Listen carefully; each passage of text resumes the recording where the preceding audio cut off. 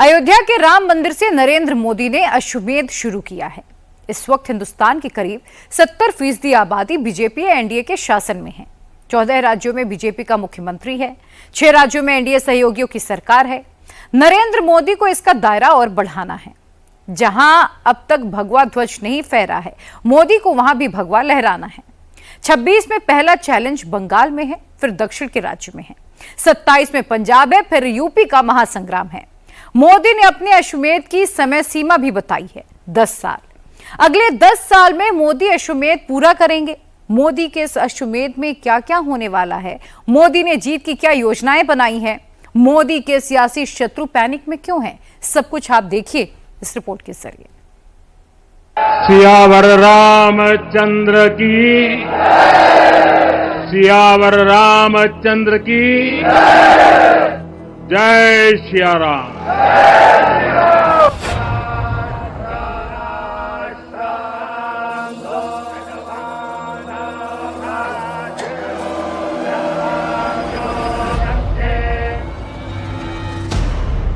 ये सीढ़ियां नरेंद्र मोदी को कहां ले जा रही हैं? 25 से 26 की ओर, 29 की ओर, 35 की ओर, 39 की ओर, या फिर उससे भी आगे 47 की ओर। ये हिंदू पुनर्जागरण की सीढ़ियां हैं। राम उस पुनर्जागरण के सबसे बड़े प्रतीक हैं।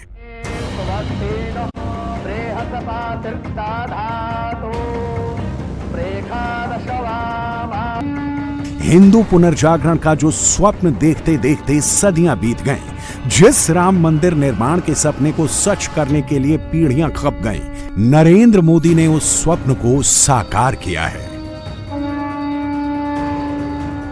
राफेल का रेट और राम मंदिर की डेट पूछने वाले आज कहीं नहीं दिखते, वो आगे भी नहीं दिखने वाले। हिंदू हृदय सम्राट नरेंद्र मोदी ने अयोध्या से अश्वमेध यज्ञ का घोड़ा छोड़ दिया है। अब ये अश्वमेध घोड़ा संपूर्ण भारत में घूमेगा। घोड़ा अयोध्या से चलेगा तो बिहार जाएगा, वहां भगवा ध्वज स्थापित हो चुका है। घोड़ा बिहार से बढ़ेगा तो बंगाल जाएगा। बंगाल अभी मोदी को जीतना है। अभी तक मोदी ने एक बार भी बंगाल नहीं जीता। मोदी को बंगाल में भी भगवा ध्वज फहराना है। अश्वमेध यज्ञ का घोड़ा बंगाल से बढ़ेगा तो असम जाएगा। मोदी को असम तीसरी बार जीतना है। अश्वमेध यज्ञ का यही घोड़ा दक्षिण भी जाएगा। वहां तमिलनाडु और केरल में भीषण सियासी युद्ध होना है। अश्वमेध का घोड़ा उत्तर में पंजाब भी जाएगा। पंजाब भी मोदी ने आज तक नहीं जीता। फिर वही घोड़ा 2027 में यूपी लौटेगा, जहां तीसरी बार बीजेपी सरकार की वापसी करनी है। नरेंद्र मोदी के अश्वमेध के पीछे संपूर्ण सनातन की शक्ति है। इसमें राम है तो कृष्ण भी हैं। अश्वमेध के साथ श्री कृष्ण की गीता और पांचजन्य भी है। साथ में सिख गुरुओं की परंपरा भी है।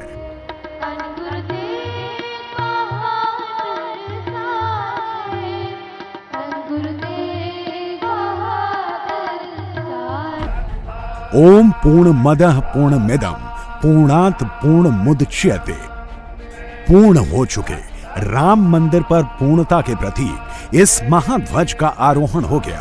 सनातन के शिखर पर ध्वजारोहण का महाआयोजन पूर्ण होने के बाद प्रधानमंत्री ने इस धर्म ध्वज को भारतीय सभ्यता के पुनर्जागरण का ध्वज यूं ही नहीं कहा। पिछले 35 साल में हिंदुस्तान के हिंदुओं ने क्या क्या नहीं देखा। इस देश ने 1992 का 6 दिसंबर भी देखा, 2020 में 5 अगस्त का भूमि पूजन भी देखा, 2024 में 22 जनवरी को प्राण प्रतिष्ठा भी देखी और अब 2025 के 25 नवंबर को ध्वजारोहण भी देखा।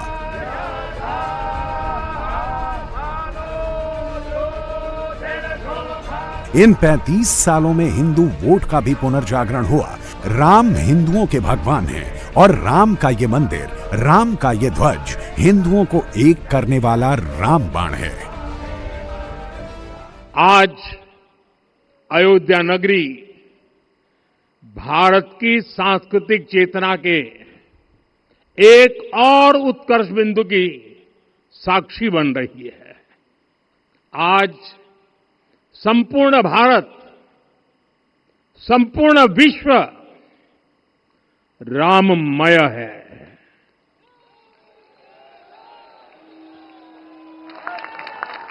हर राम भक्त के हृदय में अद्वितीय संतोष है, असीम कृतज्ञता है, अपार अलौकिक आनंद है। सदियों के घाव भर रहे हैं,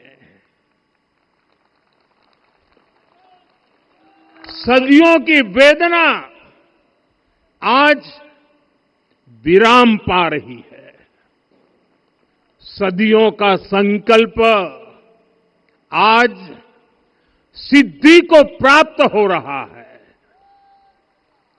आज उस यज्ञ की पूर्णाहुति है जिसकी अग्नि 500 वर्ष तक प्रज्वलित रही,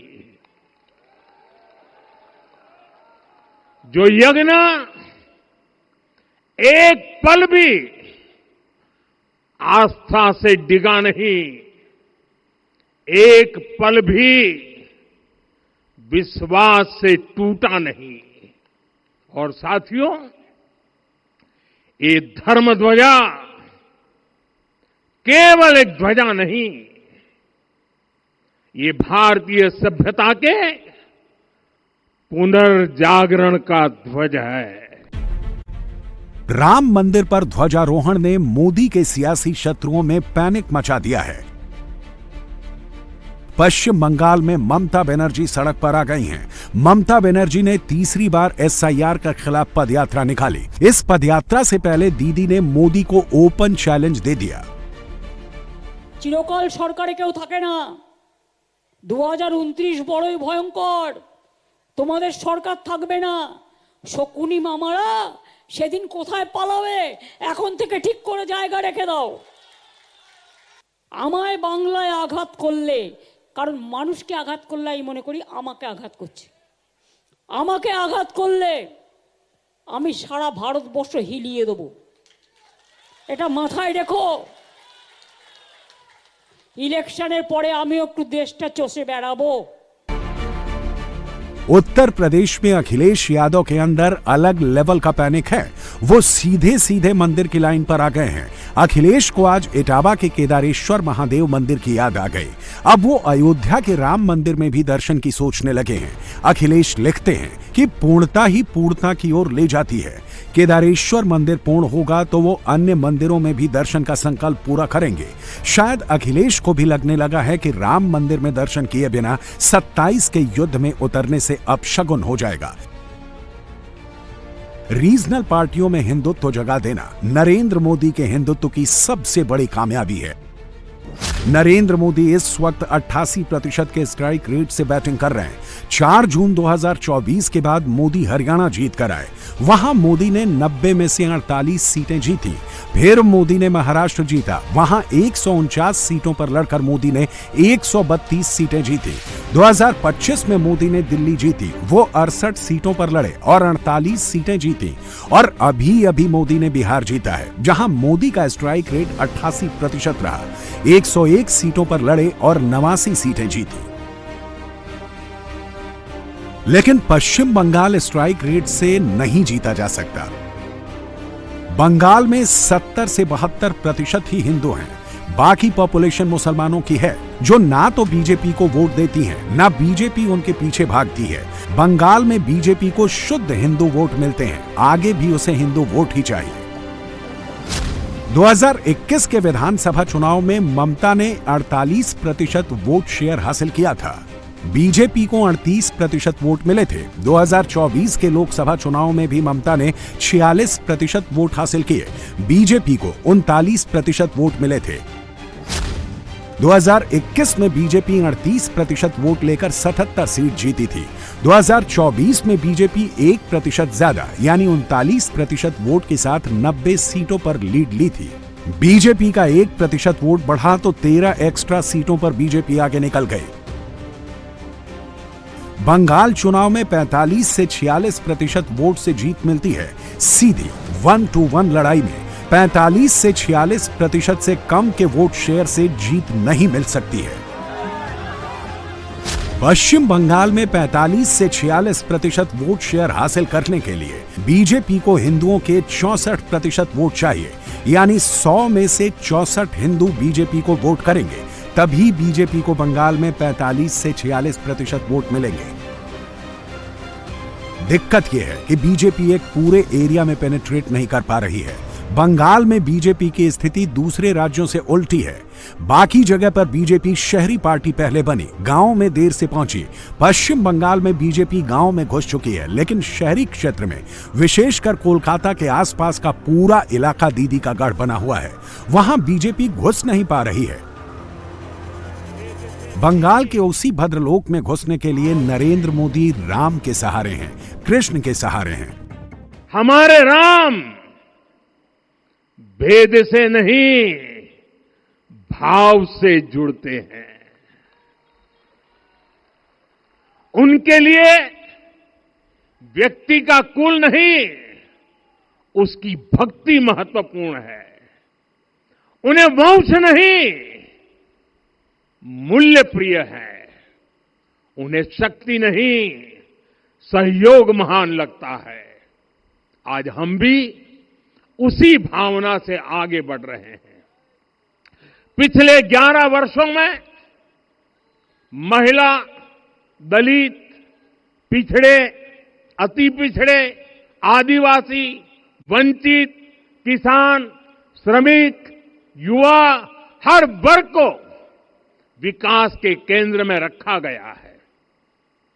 जब देश का हर व्यक्ति, हर वर्ग, हर क्षेत्र सशक्त होगा, तब संकल्प की सिद्धि में सबका प्रयास लगेगा। और सबके प्रयास से ही 2047 जब देश आजादी के 100 साल मनाएगा, हमें 2047 तक विकसित भारत का निर्माण करना ही होगा। साथियों, रामलला की प्राण प्रतिष्ठा के ऐतिहासिक अवसर पर मैंने राम से राष्ट्र के संकल्प की चर्चा की थी। मैंने कहा था कि हमें आने वाले 1000 वर्षों के लिए भारत की नींव मजबूत करनी है। हमें याद रखना है, जो सिर्फ वर्तमान का सोचते हैं, वो आने वाली पीढ़ियों के साथ अन्याय करते हैं। हमें वर्तमान के साथ साथ भावी पीढ़ियों के बारे में भी सोचना है, क्योंकि हम जब नहीं थे, ये देश तब भी था। जब हम नहीं रहेंगे, ये देश तब भी रहेगा। पश्चिम बंगाल में ममता बनर्जी के खिलाफ 15 साल की एंटी इनकम्बेंसी है। ममता के खिलाफ सबसे ज्यादा प्रोटेस्ट पिछले 1 साल में हुए हैं। लेकिन बिहार और बंगाल में एक बुनियादी अंतर है। बंगाल में बिहार की तरह कैश ट्रांसफर से वोट ट्रांसफर नहीं हो सकता। कैश ट्रांसफर से वोट ट्रांसफर असल में ममता का ही मॉडल है। ममता बनर्जी पिछले 14 साल से ये मॉडल चला रही हैं। इसी मॉडल से ममता ने महिला सपोर्ट बेस बनाया है, जो बिहार में तेजस्वी के पास नहीं था। क्या एसआईआर से बंगाल में नतीजा बदल सकता है? कुछ हद तक यह हो सकता है, लेकिन मोदी सिर्फ एसआईआर के भरोसे बंगाल नहीं जीत सकते। बिहार में एसआईआर हुआ तो 68 लाख वोट कट गए, करीब करीब 8% वोटर साफ हो गए। बंगाल में यह सफाई 8% से अधिक हो सकती है, क्योंकि बीजेपी का दावा है कि बंगाल में घुसपैठियों की तादाद ज्यादा है। एसआईआर में हिंदू शरणार्थियों के वोट नहीं कटने हैं। बांग्लादेश से आए हिंदू शरणार्थी सीएए कानून से नागरिक बन चुके हैं। वोट कटने हैं मुस्लिम घुसपैठियों के। यानी अगले बंगाल चुनाव में धर्म का बहुत बड़ा रोल रहने वाला है। मोदी को इसी का फायदा है, ममता को इसी का डर है। नरेंद्र मोदी 2014 से ही संपूर्ण सनातन वोट जोड़ने के मॉडल पर काम कर रहे हैं। अयोध्या इसी मॉडल से जुड़ता है, काशी और मथुरा भी इसी मॉडल से अटैच होता है। केदारनाथ और बद्रीनाथ भी इसी के हिस्से हैं। संपूर्ण सनातन का यही मॉडल कुरुक्षेत्र तक जाता है। इसका असर यह है कि पूरे देश का हिंदू वोटर जाति पाति के बंधन को तोड़कर बीजेपी से जुड़ रहा है। सबसे नया सैंपल बिहार का है। बिहार में सवर्ण, पिछड़े, अति पिछड़े, पासवान, रविदास, दलित और महादलित सबने बीजेपी को वोट दिया। बिहार में पहली बार ऐसा हुआ कि आरजेडी का यादव वोट बैंक भी टूटा और बिहार के यादव बीजेपी की तरफ शिफ्ट हुए। नरेंद्र मोदी इस लेवल को और ऊपर ले जा रहे हैं। आज से 190 साल पहले 190 साल पहले साल 1835 में 1835 में मैकाले नाम के एक अंग्रेज ने भारत को अपनी जड़ों से उखाड़ने के बीज बोए थे। मैकाले ने भारत में मानसिक गुलामी की नींव रखी थी। 10 साल बाद यानी 2035 में उस अपवित्र घटना को 200 वर्ष पूरे हो रहे हैं।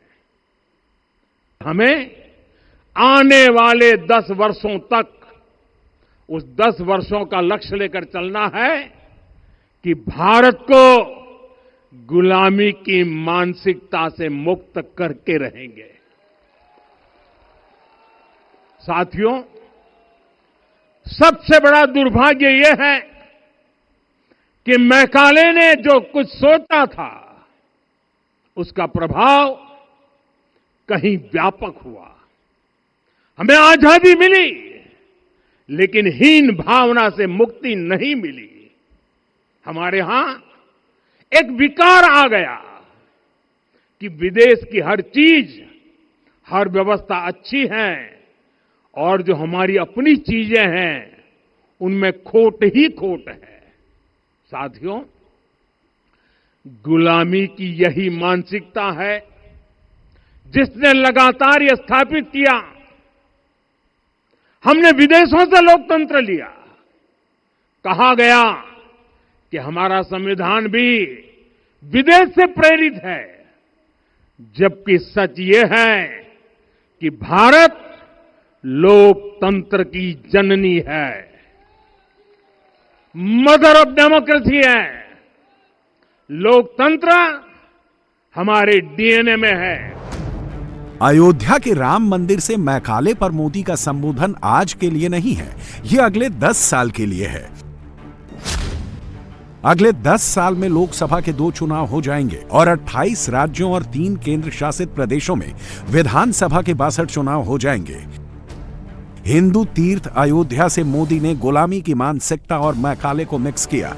उन्होंने कांग्रेस या किसी पार्टी का नाम नहीं लिया, लेकिन समझने वाले सब समझ जाते हैं। बिहार रिजल्ट के बाद का रुझान बंगाल से दिख रहा है। 14 नवंबर से 25 नवंबर के बीच क्या बदला है, ये कोई दीदी से पूछे। যদি বাংলাদেশি তাড়াবার জন্য এসআইআর করতে হয় তাহলে মধ্যপ্রদেশে নাটক করছেন কেন? ওখানেও খুশবইটিয়া আছে, তাহলে আপনার ডাবল ইঞ্জিন সরকার। রাজস্থান,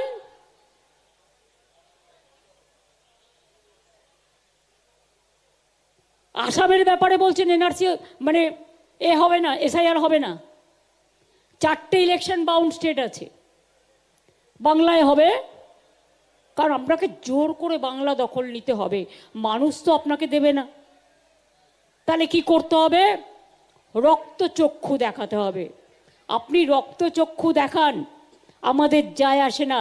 এ মাটি সংগ্রামের মাটি, বীরেদের মাটি, স্বাধীনতার মাটি, নবজাগরণের মাটি, জয় বাংলার মাটি। এই মাটি আপনাদের রক্তচক্ষুকে ভয় পায় না। पश्चिम बंगाल के साथ जिस असम का चुनाव होना है, वहां बीजेपी बंगाल से एक कदम आगे चल रही है। असम का हिंदू बीजेपी के साथ है और मुसलमान कांग्रेस और यूडीएफ में बटा है। 2016 के असम विधानसभा चुनाव में हिंदुओं के 57% वोट बीजेपी को मिले थे। 2021 में बीजेपी को 65% हिंदू वोट मिले थे। असम की तरह अगर बंगाल में भी 65% हिंदू वोट बीजेपी को मिलने लगे तो बंगाल में अश्वमेध सफल हो जाएगा। असम की तरह बंगाल में भी मुस्लिम वोटर का फैक्टर कारगर नहीं बचेगा। सवाल है कि असम में यह कैसे हुआ। असम में भाषाई आधार पर दो तरह के हिंदू हैं, बंगाली बोलने वाले बंगाली हिंदू और असमिया बोलने वाले असमी हिंदू। हिमंता ने बंगाली और असमी दोनों हिंदू को एकजुट किया। 2016 में 63% बंगाली हिंदुओं और 64% असमी हिंदुओं ने बीजेपी को वोट किया। 2021 में 74% बंगाली हिंदुओं और 67% असमी हिंदुओं ने बीजेपी को वोट दिया। असम में 35% से 40% के बीच मुस्लिम आबादी है जो बीजेपी को वोट नहीं देती, फिर भी वहां मोदी की पार्टी ही जीतती है क्योंकि असम के हिंदू बीजेपी के लिए एकजुट हैं। असम का यही मॉडल बीजेपी बंगाल में लागू करना चाहती है। ये स्टेट लेवल के नेता नहीं कर सकते। बंगाल में बीजेपी नेताओं के अपने अपने इलाके हैं, वो अपने अपने पॉकेट्स में ताकतवर हैं। पूरे बंगाल में पहुंच सिर्फ नरेंद्र मोदी की है। राम यानी आदर्श, राम यानी मर्यादा, राम यानी जीवन का सर्वोच्च चरित्र, राम यानी सत्य और पराक्रम का संगम, धर्म पथ पर चलने वाला व्यक्तित्व, जनता के सुख को सर्वोपरि रखना। राम सिर्फ एक व्यक्ति नहीं, राम एक मूल्य है, एक मर्यादा है, एक दिशा है। अगर भारत को साल 2047 तक विकसित बनाना है, अगर समाज को सामर्थ्यवान बनाना है, तो हमें अपने भीतर राम को जगाना होगा। हमें अपने भीतर के राम की प्राण प्रतिष्ठा करनी होगी। ये कोविदार वृक्ष इस बात का उदाहरण है कि जब हम अपनी जड़ों से कट जाते हैं तो हमारा वैभव इतिहास के पन्नों में दब जाता है। कोविदार वृक्ष हमें याद दिलाता है कि जब हम अपनी पहचान भूलते हैं तो हम स्वयं को खो देते हैं, और जब पहचान लौटती है तो राष्ट्र का आत्मविश्वास भी लौट आता है। और इसलिए मैं कहता हूं, देश को आगे बढ़ना है तो अपनी विरासत पर गर्व करना होगा। राम मंदिर से नरेंद्र मोदी का धार्मिक और सांस्कृतिक संबोधन पूरे देश ने कान लगाकर सुना। हिंदुस्तान के सभी 80% हिंदू नरेंद्र मोदी को वोट नहीं देते, लेकिन हर हिंदू नरेंद्र मोदी को सुनता जरूर है।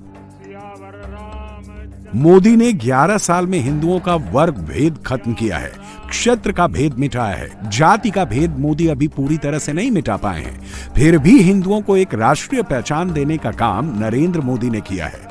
मोदी अभी ना रुकने वाले हैं, ना अभी थमने वाले हैं। मोदी अभी चलते रहेंगे, नया भारत बनाते रहेंगे। ये पल कंधे से कंधा मिलाने का है, ये पल गति बढ़ाने का है। हमें वो भारत बनाना है जो राम राज्य से प्रेरित हो, और ये तभी संभव है जब स्वयं हित से पहले देश हित होगा, जब राष्ट्र हित सर्वोपरि रहेगा।